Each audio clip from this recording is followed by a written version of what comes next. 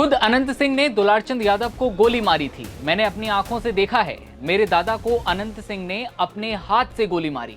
अनंत सिंह को जब तक फांसी नहीं हो जाती, दादा यानी दुलारचंद यादव का ब्रह्मभोज नहीं होगा।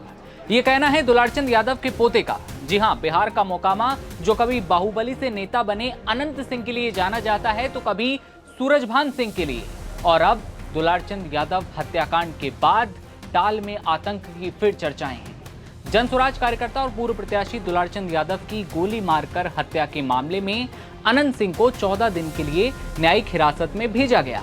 आंखों पर चश्मा, मूंछों पर ताव और रौब, अभी भी अनंत सिंह का जलवा बरकरार है।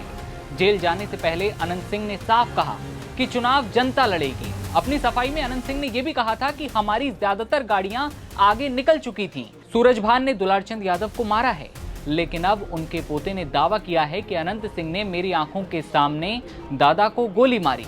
आज तक से बातचीत में नीरज कुमार ने कहा, मुझे झूठा बताया जा रहा है, लेकिन पूरी घटना मैंने अपनी आंखों से देखी। अनंत सिंह ने मेरे दादा को खुद अपने हाथ से गोली मारी। अब ये वो बताएंगे कि सीने के बजाय गोली पांव में कैसे लगी, लेकिन गोली उन्होंने ही चलाई थी। नीरज ने बताया कि वो दादा की गाड़ी में नहीं थे, बल्कि पीछे वाली गाड़ी में थे। उन्होंने कहा, लोगों ने मुझे रोक लिया, मुझे दादा के पास नहीं जाने दिया, लेकिन मैंने खुद देखा, इसलिए कोई इसे झुठला नहीं सकता। इतना ही नहीं, नीरज कुमार कहते हैं कि अनंत सिंह पर 15 दिनों पहले धमकी देने का आरोप भी लगा और कहा कि पुलिस और प्रशासन अनंत सिंह को बचाने में जुटे हैं। मेरे दादा को 15 दिन पहले ही धमकी दी गई थी। खुद अनंत सिंह ने फोन करके कहा था, अगर चुनाव प्रचार से नहीं हटे तो जान से मार दिए जाओगे। सवाल यह भी है कि जब दुलारचंद यादव के पोते के सामने गोली मारी गई तो नीरज अब तक क्यों चुप थे? क्यों ये सच्चाई पहले ही दिन सबके सामने नहीं रखी गई? इस पर नीरज कहते हैं कि बयान में किसी भी तरह का विरोधाभास सिर्फ इसीलिए दिखा क्योंकि वो उस वक्त बहुत नर्वस था।